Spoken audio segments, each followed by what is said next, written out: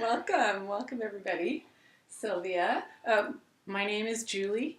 I'm an access facilitator, and we're going to be talking about some of the tools that you can use to navigate a conscious divorce.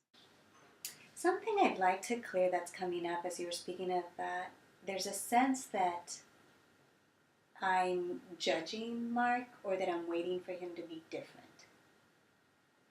That feels a little heavy. Do you notice that feels a little Yes. heavy when you're saying it? So, truth, are you judging him?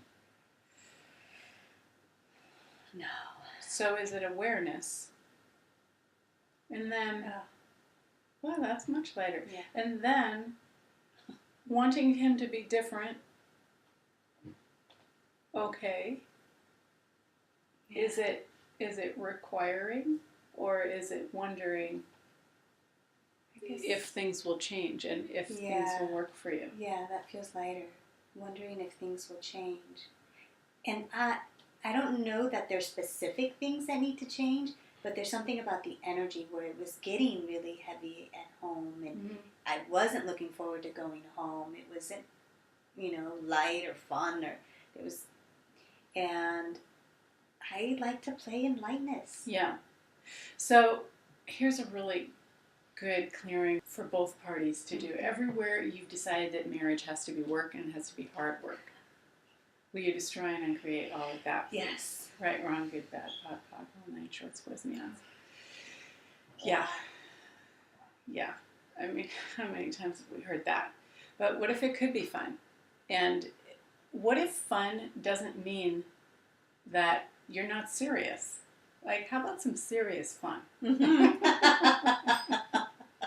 Yeah, what does that look like? And in that space, there is what seems to be like sadness of like, wait, what? There's this part where it's like it feels expansive to continue to create, and then there's this pull to like, oh, but wait. Yeah. What is that? Well, so are you wanting him to come along with you, and you don't want to do it on your own? Yeah, and that's a major part of marriage and relationship as well, is that you can't really do anything without the other. You can't do it on your own because that's not honoring of your partner. But that's not actually true. A lot of really good stuff comes out of the partners doing things on their own and then bringing it into the relationship, or bringing that energy into the relationship. So not being willing to choose something that's going to expand your life because you're waiting for the other person to choose it too is one way that we really hold ourselves back. Yes. So the question is, are you willing to go on the journey regardless of if he comes? And it's tough because you really, really, really want them to. Yeah, and I know he's so much fun. I mean, he can be so much fun, and I see so much there. Sometimes just the willingness to go anyway, without having to make them wrong, without having a decision or a judgment or a conclusion that they're not coming, that this is going to create separation. If you're just choosing it for the lightness and the expansiveness in your life, sometimes that leaves them the space to choose it too. But we really have to be clear that we're not creating any judgments or conclusions about what they're choosing that would stop them from being able to come along or make them feel like they're not invited. Yeah, that's something there. Yeah. And perhaps that was that as I was choosing things, I was excluding, and well, that doesn't feel true.